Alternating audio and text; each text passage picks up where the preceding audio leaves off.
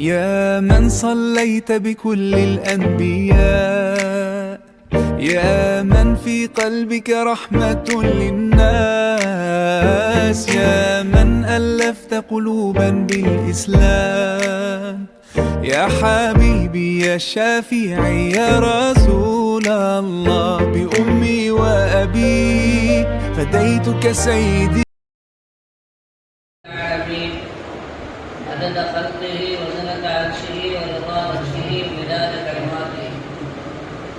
سبحانك لا علم لنا إلا ما علمتنا إنك أنت العليم الحكيم. اللهم صل على سيدنا محمد وعلى آل سيدنا محمد وبارك وسلم عليه. أشهد أن لا إله إلا الله، أشهد أن لا إله إلا الله، وأستغفر الله وأستغفر الله، وأسألك الجنة وأسألك الجنة، وأعوذ بك من النار. وأعوذ بك من النار. اللهم اغفر لنا اللهم اغفر لنا يا غفار. يا غفار. அளவற்ற அருளாளன், நிகரற்ற அன்புடையவன், எல்லாம் வல்ல அல்லாஹுவின் திருப்பெயரால் துவக்கம். அல்லாஹுவை பயந்து நடந்து கொள்ளும்படி, வாழ்வின் எல்லா நிலைகளிலும் தக்குவாவுடைய வாழ்க்கையை மேற்கொள்ளும்படி முதலாக எனக்கும் உங்களுக்கும் உபதேசம் செய்து கொள்கிறேன்.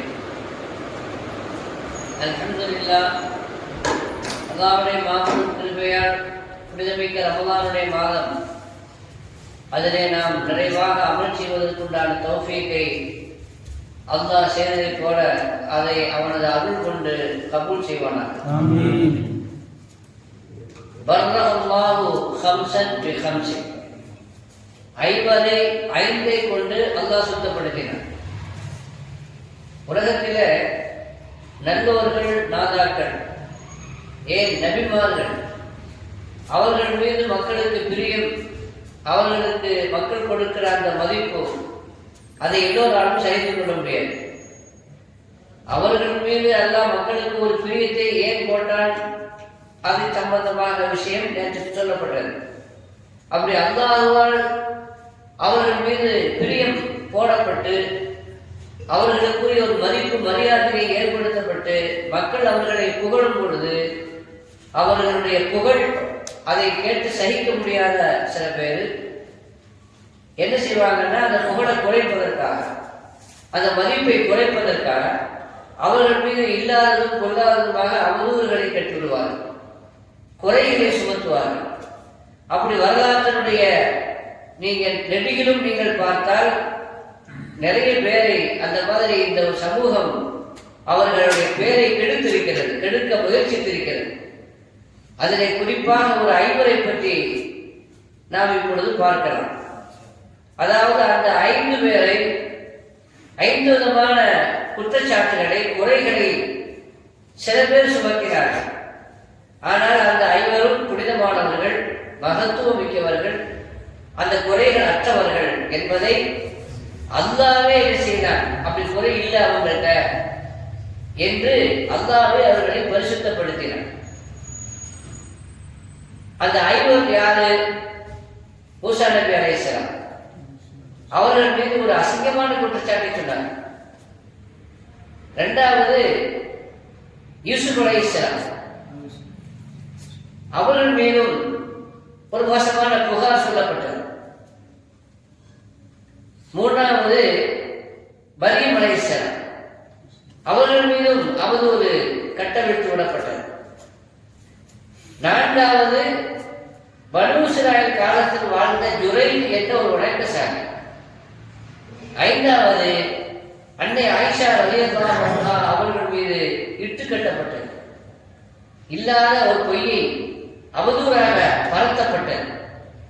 இன்று ஓதப்பட்ட வசனங்களில் சூரத்துல் நூருடைய அத்தியாயங்களில் அதை பற்றி அல்லாஹ் தஆலா தெளிவாக எடுத்துச் சொல்லி, ஆயிஷா நாயகி ரலியல்லாஹு அன்ஹா அவர்கள் அப்பழுக்கற்றவர்கள், அவர்கள் ரொம்ப பரிசுத்தமானவர்கள் என்பதை பல்வேறு வசனங்களை இறக்கி அவர்களை சுத்தப்படுத்தியறான் என்று இன்று நாம் பார்க்கிறோம். மூசா நபி அலைஹிஸ்ஸலாம் மேல் என்ன ஒரு அசிங்கமான புகார் சொன்னாங்க, சொல்றதுக்கே நாவ கூசு. ஆனாலும் கூட ஹதீஸ்ல வந்திருக்கு ஸல்லல்லாஹு அலைஹி வஸல்லம் அவர்கள் மீது எந்த அசிங்கமான புகார் சொன்னாங்க அப்படின்றத சொல்றாங்க.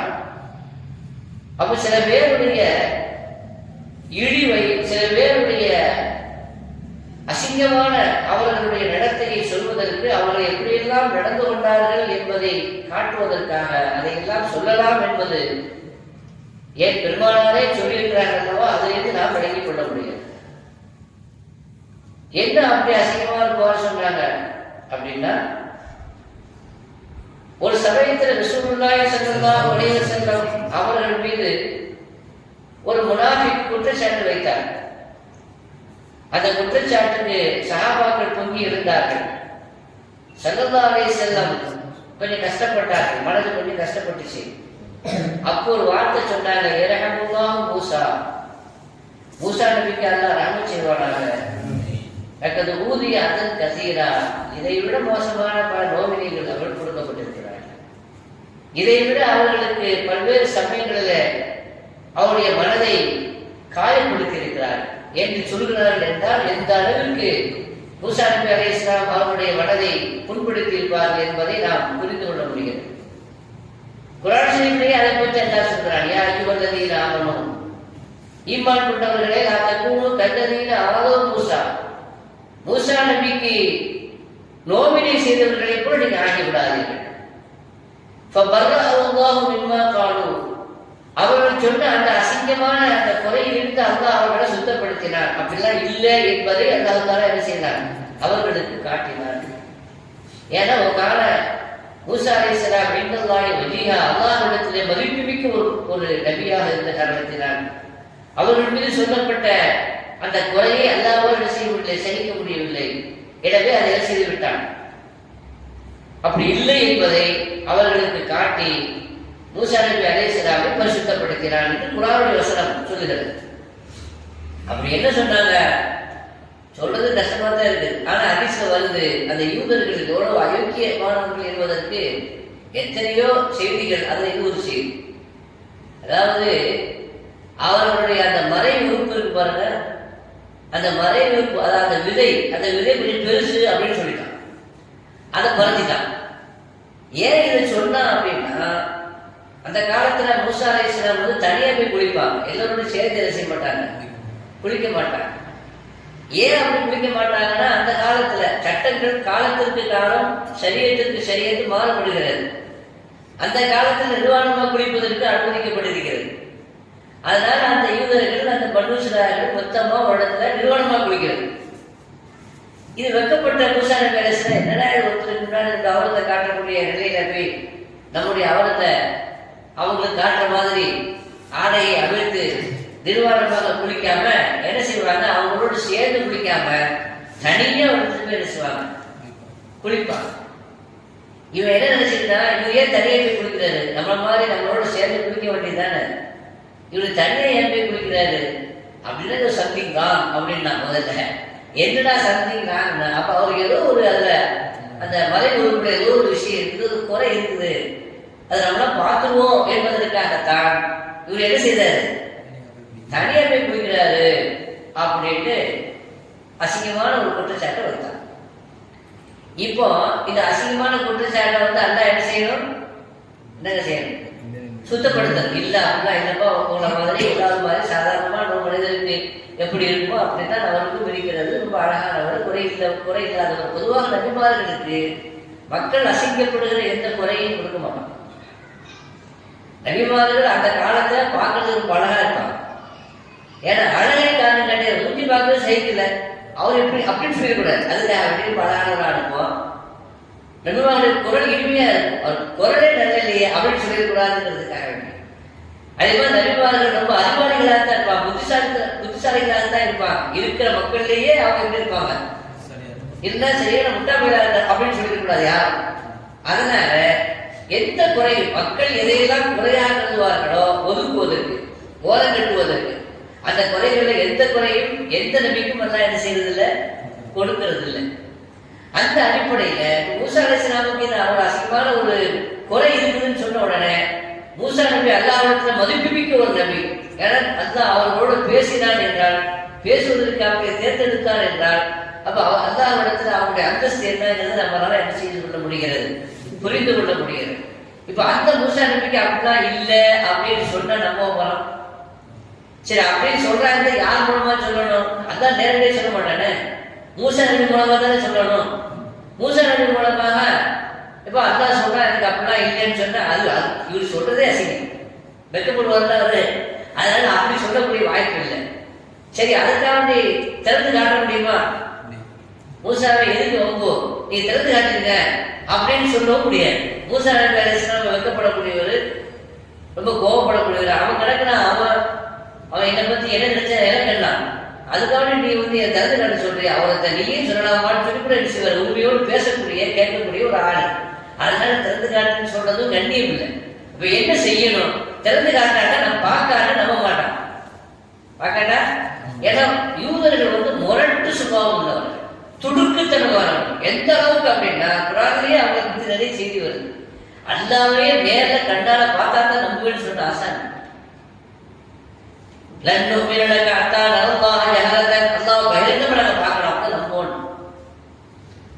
மூசா அலைஹிஸ்ஸலாம் அல்லாஹ்வோட பேசினாங்க. நான் அல்லாஹ்வோட பேசினேன், தௌராத்தை கொடுத்தான்னு சொன்னா நம்ப மாட்டாங்க. அப்படிங்கிறதுக்காக ஒரு 70 பேர் செலக்ட் பண்ணி கூட்டு போனாங்க. வக்தார மூசா கௌமுஹு 70 ரஜுலன் லிமீகாத்தினா, 70 பேர் செலக்ட், இருக்கிறதுலே 70 பேர் அப்படின்னா அவன் இருக்கிறதுலேயே ரொம்ப ஒரு ஈமான் உள்ள ஆளு இல்லையா, ஒரு இலக்கியமான ஆளு, ஒரு கண்ணியமான ஆளுன்னு கொண்டு போயிருப்பாங்க. சாதாசீர ஆளு செய்ய மாட்டாங்க, கொண்டு போயிருக்க மாட்டாங்கல்ல.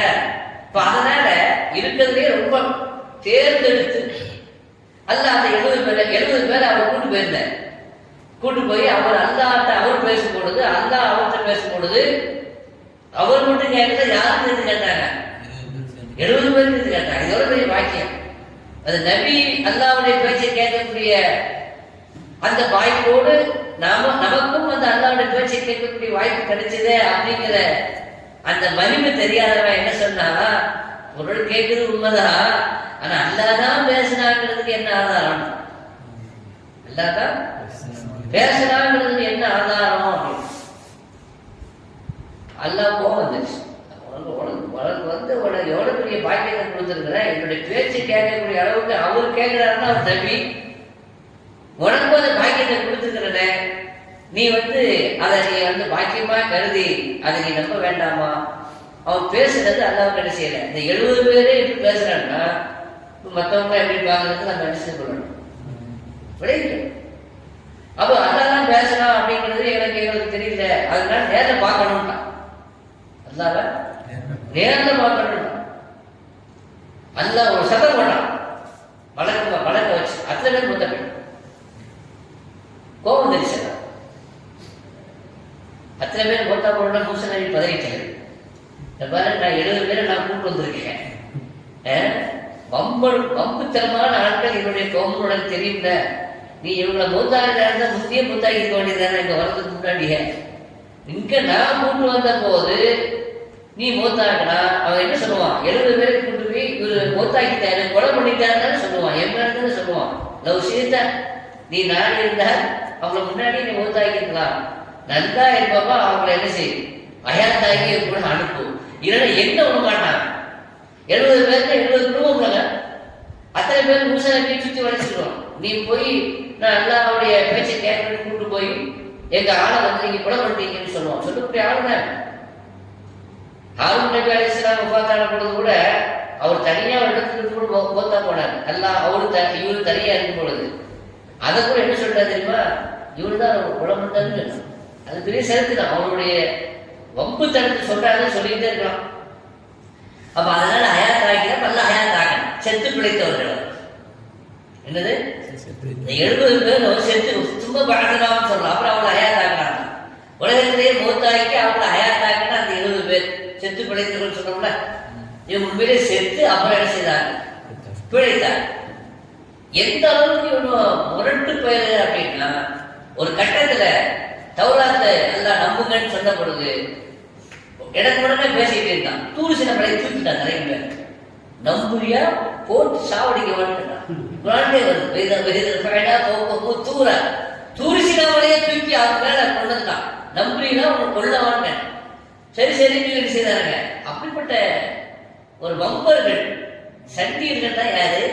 படாத பாடுபடுத்தினாங்க மூசா நபி அலைஹிஸ்ஸலாம். நல்ல மனுஷன் அவர் அந்த அளவுக்கு கஷ்டப்படுத்தினாங்க, கஷ்டப்பட்டார். அதனாலதான் ரசூலுல்லாஹ் சொல்றாங்க, மூசாவுக்கு அல்லாஹ் ரஹ்மத் செய்வானாங்க. ரொம்ப வம்புபடுத்தினாங்க, ரொம்ப பாடுபடுத்தினாங்க. ஊதிய அதன் கதீரா ஏராளமான நோவினைகள் கொடுக்கப்பட்டாரு. சபர் அவர் சபம் செய்தார். அது மாதிரி நாமளும் என்ன செய்யணும்? யாராவது ஏழாவது பேசுனா அவங்க இருக்குதான் செய்வாங்க. நம்ம ஏழாவது என்ன செய்யக்கூடாது, நம்ம பொங்கி இடக்கூடாது, நாம சபூர் செய்யணும். நபிமார்களுடைய அந்த அமைதியை பொறுமையை நாம் என்ன செய்யணும், பின்பற்றணும்னு சொல்லி ஸல்லல்லாஹு அலைஹி வஸல்லம் சொன்னாங்க. அப்ப இப்ப என்ன செய்யணும்? அல்லாவே பார்க்காட்ட நம்ப மாட்டேன்னு சொன்னவன் இல்லையா, அப்படிப்பட்டவன் எனக்கு அப்படிலாம் இல்லைன்னு சொல்லி நம்ப போறான், நம்ப மாட்டான். இப்போ அவருக்கு அப்படி இல்லைன்னு சொல்லி காட்டணும். காட்ட முடியுமா? நீ காட்டுன்னு சொல்ல முடியுமா? அதுவும் முடியாது. அப்ப அவருடைய தனிப்பட்ட அந்த கௌரவத்திற்கும் இழுக்கு வரக்கூடாது, அந்த வெட்கத்திற்கும் இழுக்கு வரக்கூடாது. அதே நேரத்தில் பார்க்கவும் தேவை. ஏன்னா மூசா நபிக்கு அப்படி குறை இருக்குதுங்கிற அந்த பேச்சு நீங்கணும். அதுக்கு ஒரே வழி அவன் பார்க்கணும். அப்ப அதுக்கு என்ன செய்தான்னா ஒரு வேலை செய்தான். என்ன வேலை செய்தான்? மூசா அரசன் தனியா குளிச்சாரு பாருங்க. துணியை ஃபுல்லா கலர்த்தி ஒரு கருதை வச்சுட்டு குளிச்சாரு. தனியா குளிக்கிறார், யாருமே இல்லை, அவர் மட்டும் தனியா குளிக்கிறாரு. தன்னுடைய ஆடைகளை கலர்த்தி ஒரு பாறையில வச்சுட்டு ஒரு கல்லுல வச்சுக்கிட்டு என்ன செய்தாரு, அவரு குளித்தார். அப்படி குளிச்சிட்டு இருக்கும் பொழுது அந்த கல்லு அப்படி பறந்து போயிடுச்சு. எந்த கல்லு? எந்த கல்லின் மீது ஆடைகளை கலட்டி வைத்து விட்டு குளித்தாரோ அந்த கல்லு அவருடைய துணியை கொண்டு அப்படி பறந்துருச்சு. இவர் பார்த்தாரு, ஆஹா துணி அதுதானே இருக்குது, கத்து போனாலும் பரவாயில்லை, துணியை தூக்கிட்டே போத சௌபியா ஹஜர் சௌபியா ஹஜர், கல்லே துணி கல்லே துணி துணிட்டு கத்திக்கிட்டே பின்னாடி போனார். அப்படி போன இடத்துல அவருக்கு என்ன ஹால போனாருன்னு அவருக்கே தெரியல. அவர் மானத்தை மறைக்கணுமே, எவரும் பாத்திரக்கூடாது அப்படிங்கிறதுக்காக வேண்டி, ஆனா கல்லே என்னுடைய துணியை கொடுத்துட்டு போ, என்னோட துணியை கொடுத்துட்டு போன்னு சொல்லி சௌபியா ஹஜர் அப்படின்னு சொல்லிட்டே போனார் இல்லையா. அந்த கல்லு திட்டமிட்டோட ஏற்பாடு. அந்த கல்லு எங்க போய் கீழே அமர்ந்ததுன்னா, எந்த இடத்துல பனு இஸ்ராயீல் குளித்துக் கொண்டிருந்தாங்களோ அங்க போய் அது கீழே விழுந்தது. எல்லாரும் பார்த்துட்டான். அப்படிலாம் ஒண்ணு இல்லை, அசிங்கம்லாம் இல்லை, ஒரு குறைலாம் இல்லைங்கிறத பார்த்துட்டான். அதுக்கு பிறகு அவருக்கு சரியான கோபம். என்னுடைய மானத்தை வாங்கிட்டேன், கப்பல் ஏற்றிட்டேன், என்னுடைய அவலத்தை நீ எல்லோருக்கும் முன்னால் காட்டி விட்டாயின்னு சொல்லி அந்த கல்லின் மீது அடித்தார். ஹதீஸ் புகாரி செய்யக்கூடிய ஹதீஸ்ல வரும், கல்லில் அடிச்சார்.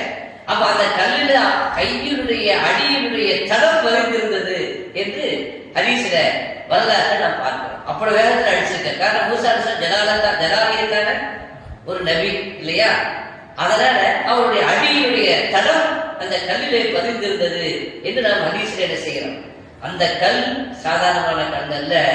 அந்த கல்லை மூசா நபி சொல்ற அந்த கல்லை நீங்க எடுத்து வச்சுக்கோங்க, இதுல இன்னும் பல அதிசயங்கள் நடக்க இருக்கிறது. ஒன்றும் துணியை தூக்கி பறந்து போச்சு, அந்த கல்லை தூக்கிட்டு போனாரு. அந்த கல்லு தான் அவங்களுக்கு ஒரு கட்டத்துல தீவிங்கிற மைதானத்துல அவங்க மாட்டிக்கொண்ட பொழுது, தண்ணி இல்லாத ஒரு மைதானம், தண்ணி இல்லாத ஒரு காடு.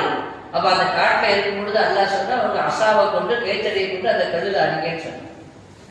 அதுல 12 ஊற்றுக்கண்கள் திறந்து தண்ணீர் கொட்டியது, பொங்கியது, மக்களுடைய தேவைகளை நிறைவேற்றியது என்று குர்ஆன் சொல்கிறது. இப்படிப்பட்ட அதிசயங்கள் நிகழ வேண்டும் என்பதற்காக அந்த கல்லை எடுத்து வைத்துக் கொள்ளுங்கள் என்று அல்லாஹ் சொன்னான். இது குர்ஆன்ல உண்டான வரலாறுகள் தான் எல்லாமே. இதுல மூசா நபியின் மீது ஒரு அசிங்கமான புகார் குற்றச்சாட்டை சொன்ன பொழுது அது இல்லை என்று எதை கொண்டு சுத்தமாக்கினான்? ஒரு கல்லை கொண்டு சுத்தமாக்கினான். என்ன செய்தான்? ஒரு கல்லு பறந்து போக வைத்து, துணியை தூக்கிட்டு பறந்து போக வைத்து மூசா நபி அப்பழுக்கற்றவர் சுத்தமானவர் என்பதை நிரூபித்தான் என்று நாம் பார்க்கிறோம். இது 5 பேர்ல ஒரு ஆளு யாரு? மூசா நபி அலைஹிஸ்ஸலாம். 2வது ஆளு யாரு அப்படின்னா ஜுரைஜ். பனு இஸ்ராயீல் காலத்துல வாழ்ந்த ஜுரைஜ் என்ற ஒரு வடக்கசாமி. ஜுரைஜ் பத்தி ஹதீஸ்ல வருது. அவர் யார் அப்படின்னா முதல்ல ஒரு வியாபாரியா இருந்தார். அது வியாபாரத்துல சில சமயத்துக்கு லாபம் வரும், சில சமயத்துல நஷ்டம் வரும் இல்லையா. வியாபாரம்னாலே அப்படிதான், மேல போகும் கீழே வரும். அப்படி இருக்கும் பொழுது அவருக்கு சடைவு ஏற்பட்டுச்சு. என்னதான் ஒரு தடவை லாபம் கிடைக்குது, ஒரு தடவை நஷ்டம் அடைஞ்சிருது, எதுக்கு இந்த வியாபாரத்தை நம்ம ஈடுபடணும் அப்படின்ட்டு நஷ்டமடையாத ஒரு வியாபாரம் நாம செய்யணும் அப்படின்னு முடிவெடுத்தார். உலகத்துல உண்டான எந்த வியாபாரமும் லாப நஷ்டம் சேர்ந்துதான் வரும். அப்ப நஷ்டமடையாத ஒரு வியாபாரம்னா அது எந்த வியாபாரம்? அது அல்லாஹ்வை நெருங்குவதற்குண்டான இபாதத்துல நம்ம என்ன செய்வோம்?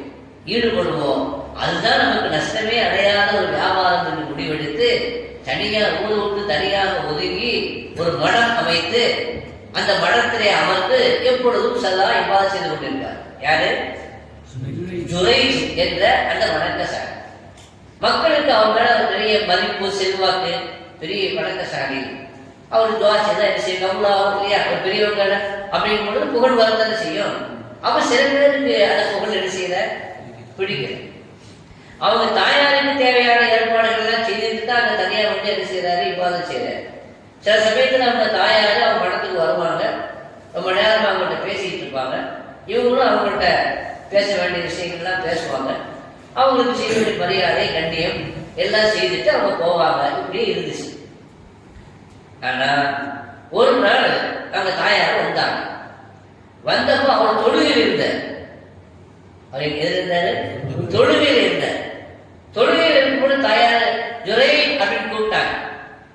இவருக்கு மனசு தங்கணும், தொழுதுட்டு இருக்கமே, தொழுகையை கண்டினியூ பண்றதா அல்லது தாயாருடைய கூப்பிட்ட குரலுக்கு பதில் சொல்றதா அப்படின்னா எதுக்கு நம்ம தேர்ந்தெடுப்போம்? தொழுகை தான் தேர்ந்தெடுப்போம். அந்த ரெண்டு மனுஷனும் அதே மாதிரி தொழுதுட்டு இருக்கமே, தொழுது முடிச்சுட்டு பார்க்கலாம் அப்படின்ட்டு அவரு தொழுகையை தேர்ந்தெடுத்தார். தொழுகையை கண்டினியூ பண்ணார். அவங்க பார்த்தாங்க தொழுதுக்கான பயிற்சி போயிட்டாங்க. அவங்க சிராகுடிச்சு பார்த்தாரு, ஆளுக்கான சரி நாளைக்கு பார்த்துக்கலான்ட்டு அவர் தொழுதுட்டு இருந்தார். அடுத்த நாளும் வந்தாங்க. யாரு? அவங்க தாயார அடுத்த நாளும் வந்தாங்க. அடுத்த நாள் வந்தப்போ அப்பவும் யார்? ஜுரைன்னு கூப்பிட்டாங்க. அப்பவும் அந்த நாள் தொழுதுட்டு இருந்தார். ஏன்னா அவர் வேலையை இப்பாதான் எந்த நேரமும் செஞ்சுருப்பாரு. அந்த அம்மா கொஞ்ச நேரம் இருந்து காத்திருக்கலாம், காத்திருக்கல, கூப்பிட்டு பழையபடி அவருக்கு என்ன மனசுல தொழுகை கண்டினியூ பண்றதா, அம்மாவோட சொல்ல கேட்கறதா, அம்மாவுடைய சொல்ல கேட்கறத விட அல்லாவுக்கு நாம செய்யக்கூடிய அந்த வழிபாடு தொடர்பது தானே பொருத்தமானது, முறையானது. அதனால மீண்டும் தொழுதுட்டே இருந்தாரு. இந்த அம்மா போயிட்டாங்க. மூணாவது நாளும் வந்தாங்க. மூணாவது நாள் வந்து நிறைய கூப்பிட்டாங்க. அப்போ இந்த ஆள் தொழுதுட்டு இருந்தாரு. கோவம் வந்துருச்சு அவங்க. என்ன நம்மள உதாசீனம் செய்கிறாங்க, நம்ம வருகிறோம், ஒவ்வொரு நாளும் நம்மை புறக்கணிக்கின்றாங்க, நம்முடைய கூப்பிட்டு நம்முடைய குரலுக்கு இவன் எதுவும் கேட்கறது இல்லை, சிறுசாய்க்கல அப்படின்ட்டு ஒரு சாபம் போட்டு போயிட்டாங்க. அல்லாஹும்ம லா துமித்துஹு ஹத்தா யதல் முமிசாத்தி. ஒரு வித்தியாசமான ஒரு சாபம். விபச்சாரிகளை இவனுக்கு காட்டாம நீ மூத்தாக்காத அப்படின்னு போயிட்டாங்க. விபச்சாரிகளை இவனுக்கு என்ன பெரிய இபாதத் செய்றாங்க? அந்த கோபத்துல தாய்மார்கள் சில சமயத்துல எப்படி திட்டுறது தெரியும். நம்ம பையன் தானே, நம்ம புள்ள தானே அப்படின்னு பாக்குறது இல்லை. சில சமயத்துல அவங்களுக்கு கோபம் வரும் பொழுது எதை சொல்றதுன்னே தெரியும் இல்லையா? வந்தியில போவன்னு சில எடுத்துட்டாங்க. வந்தி எடுத்து போ அப்படின்னு, கழிச்சல்ல போவ தஞ்சாவூர் ஒரு கழிச்சல்லே போய் சேரு அப்படின்னு திட்டுவாங்க. ஆனா அவன் ஒரு கழிச்சல போய் சேர்ந்தான்னா, வாந்தி எடுத்து அவன் இறந்தான்னா கடைசி துக்கம் யாருக்கு? முதல்ல திட்டிடுவாங்க.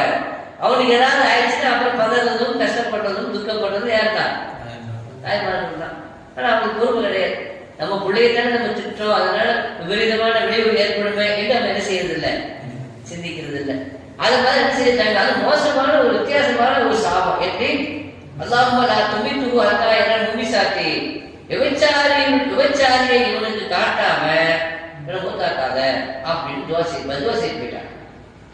இந்த நிலையில தாய்க்கு துவா கபூலாகும். அது நல்லதா இருந்தாலும் கபூலாயிடும், கெட்டதா இருந்தாலும் கபூலாயிடும். அதனால தாய்மார்கள் விஷயத்துல ரொம்ப கேர்ஃபுல்லா இருக்கணும் இல்லையா?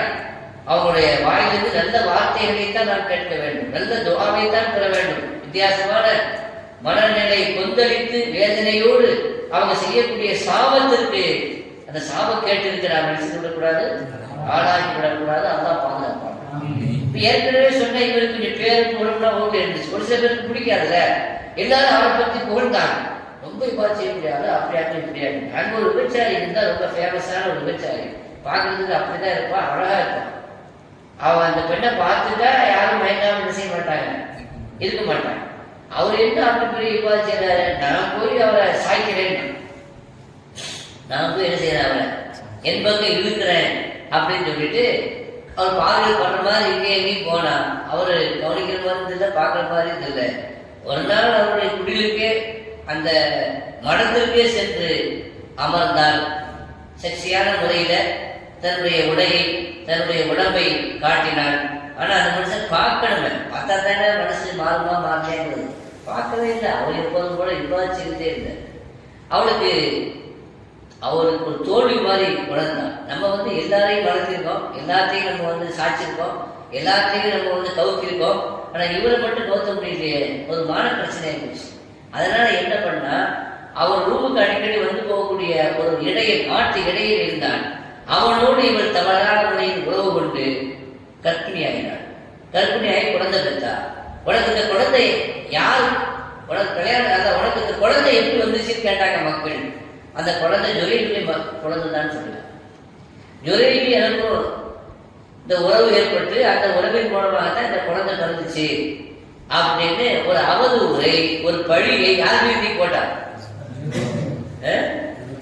ஜொரேபி மேலத்துக்கு போட்டார். மக்கள் கொந்தளிச்சிட்டாங்க. இந்த வருஷம் ஊர்ல வேஷம் போடுறது பெரிய விவாதம் செய்யக்கூடியாத வணக்கசாலி பக்திமான் என்றெல்லாம் வேஷம் போட்டுட்டு கூட அயோக்கியத்தில் பண்ணியிருக்கிறதா அப்படிங்கிற கோபத்துல பொதுவா மக்கள் இருந்தாங்கள தூக்குனா மேல வரைக்கும் தூக்கும், போட்டா ஒரே போல போட்டுரும் இல்லையா?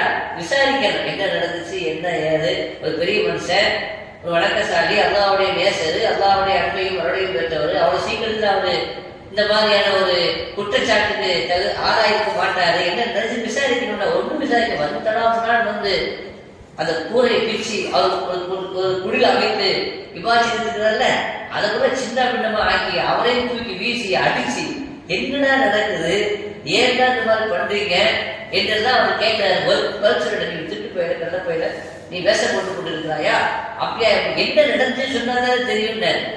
இந்த குழந்தை நீ தான், இந்த குழந்தைக்கு நீத தகப்பன் என்று அவள் சொல்கிறாள். தகாத உறவு வைத்திருந்தாயா அவளோடு என்று சொன்ன உடனே அவருக்கு ரொம்ப கோவம் வந்துச்சு. ஒன்னும் நடந்தது என்னன்னு தெரிஞ்சு போச்சு.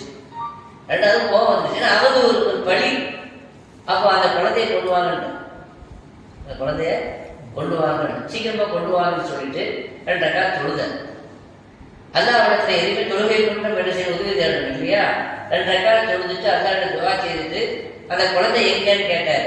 அந்த குழந்தையினுடைய வயிற்றுல தன்னுடைய விரலால குத்தி என்ன செய்யா குலாம், அந்த பையனை சொன்னாரு, மண் அபூக்க, உன் அப்பா யாரு, உன் அத்தா யாருன்னு கேட்டார். குழந்தை, சின்ன குழந்தை, சின்ன குழந்தைய பார்த்து என்னங்க கேட்டாரு? மண் அபூக்க, உன்னுடைய அப்பா யாரு, உன்னுடைய அத்தா யாருன்னு சொன்ன உடனே அந்த குழந்தை பேசிச்சு. சின்ன குழந்தை, பச்சின குழந்தை, பால்குடி வரக்கால அந்த குழந்தை பேசிச்சு. என்னுடைய அப்பா யாருன்னா இந்த ஆச்சரியம் தான் பேர் சொல்லிச்சு. மக்களுக்கு அது தான் தெரிஞ்சது இது அநியாயமான குற்றச்சாட்டுன்னு சொல்லி. அதுக்கு பிறகு நாங்க தங்கத்துல உங்களுக்கு நாங்க என்ன செய்து தர்றோம், குடிச்சதுல மன்னிச்சுங்க அப்படியாக்கு இப்படியாக்குன்னு சொன்னாங்க. ஒரு தங்கமும் வேண்டாம், ஆளை விடுங்கடா, ஏற்கனவே இந்த மண் குடிசையே எனக்கு போதும், ஆளை விடுங்க போகலான்னு சொல்லி அனுப்பினார். ரசூலுல்லாஹி ஸல்லல்லாஹு அலைஹி வஸல்லம் இருக்கிறாங்க. 3 குழந்தைகள் பேசியிருக்கிறார். எத்தனை குழந்தைங்க? 3 குழந்தைகள் பேசியிருக்கிறார். அதுல ஒரு குழந்தை இந்த ஜுரைஜுக்காக வேண்டி பேசி செல்லவா, அந்த குழந்தை அது ஒரு குழந்தை. இப்ப இந்த ஜுரைஜின் மீது சொல்லப்பட்ட இந்த குற்றச்சாட்டை அவதூறை எல்லாம் சுத்தப்படுத்தினார். எதற்கு சுத்தப்படுத்தினார்? இந்த குழந்தையை பேச வச்சு என்ன செய்யலாம்? முதல்ல சொன்னது யாரு? கல்லை கொண்டு அவர்களை சுத்தப்படுத்தினார். இங்கே யாரை கொண்டு சுத்தப்படுத்தினார்? குழந்தையை பேச வைத்து அல்லாஹ் சுத்தப்படுத்தினார். குழந்தையாக இருக்கும் பொழுது, தொட்டில் குழந்தையாக இருக்கும் பொழுது பேச வேண்டிய எத்தனை பேரு? அல்ல ஒண்ணு ஜுரைஜ், இன்னொன்று என்ன அப்படின்னா ஈசா அலைஹிஸ்ஸலாம் குழந்தையா இருக்கும் போதே பேசினாங்க. இன்னொன்று யூசுப் அலைஹிஸ்ஸலாமுக்காக வேண்டி அல்லாஹ் ஒரு குழந்தையை பேச வச்சான். இந்த 3 குழந்தை குழந்தையா இருக்கும் பொழுதே என்ன செஞ்சு பேசியது என்று ஹதீஸ்ல வருது. ஆக இந்த முக்கியமான அல்லாஹ்வுடைய அன்பர்கள் மீது சொல்லப்பட்ட சுமத்தப்பட்ட அந்த குற்றச்சாட்டை அல்லாஹ் 5ஐ கொண்டு என்ன செய்தான்? சுத்தப்படுத்தினான். 5 வரை 5ஐ கொண்டு சுத்தப்படுத்தினான். இன்னைக்கு 2 பேரை பார்த்துருக்கோம். மீது 3 பேரை இன்ஷால்லா பிறகு என்ன செய்யலாம். இன்னைக்கு எத்தனை பேரை பார்த்துருக்கோம்? மூசா அலைஹிஸ்ஸலாம் கல்லை கொண்டு சுத்தப்படுத்தினான். ஜுரைஜ அந்த குழந்தையை சுத்தப்படுத்தினான். ஆக ரப்புல் ஆலமீன் நல்லவர்கள் மீது சுமத்தப்படுகிற களங்கத்தை நீக்குவதற்கு விதவிதமான வித்தியாசமான முறைகளிலே, ஆனால் நல்லவர்கள் மீது அந்த களங்கத்தை உண்டாக்காம அவர்களை பரிசுத்தப்படுத்துகிறார் என்பதுதான் குர்ஆனுடைய இன்றைய குர்ஆனுடைய வசனத்தினுடைய வரலாறும் அப்படித்தான் இருக்கிறது. ரப்புல் ஆலமீன் இன்னைக்கு நல்லோர்களை நம்ம மதிக்கணும். நல்லோர்களை புகழாவிட்டாலும் கூட அவங்க மேல உள்ள அதாவது இல்லாத கொள்ளாத அவதூறுகளை விடக்கூடாது. நம்ம நல்லோர்களை அவதூறு சொன்னா அது நிச்சயம் அவதூறா தான் இருக்கும். அதனால சந்ததி கண்டு போயிடும். சாபக்கேடு ஏற்பட்டுச்சுன்னு சொன்னா ரெண்டு மௌத்து வராது. நம்முடைய சொந்த அனுபவத்திலே பார்க்கணும். எங்க ஊர்ல ஒரு செய்தி சராத்தின் பேர் இல்லாத கொள்ளாத ஒரு அவதூறை சொன்ன குறிப்பா 3 பேர். அந்த 3 பேருக்கு எப்படி மௌத்து வந்துச்சு அப்படிங்கிறது, ஒருத்தருக்கு ஈமான் தான் போயிட்டாங்க, காதியானி ஆகி அவனுக்கு ஈமானே போயிடுச்சு. இன்னொருத்தன் குடிகாரன், அவனுக்கு நல்ல போதையை ஏற்றி தியேட்டர்ல வச்சு கொலை பண்ணிட்டாங்க. இன்னொருத்தன் பெரிய அரசியல்வாதி, எத்தனைக்கும் ரொம்ப செல்வாக்கோடு இருந்த அரசியல்வாதி, ஒண்ணுமில்லாம போயிட்டான். இதெல்லாம் எதனால வந்து செய்யும்? நல்லவர்களுடைய சாபத்துக்கு நாம் என்னைக்கு ஆளாகக்கூடாது. அல்லாஹ் நம்ம பாதுகாப்பானாக. பிஹக்கி சய்யிதினா முஹம்மத் வ ஆலி சய்யிதினா முஹம்மத் ஸல்லல்லாஹு அலைஹி வஸல்லம். வ ஆகிரு தஅவானா அனில் ஹம்துலில்லாஹி ரப்பில் ஆலமீன்.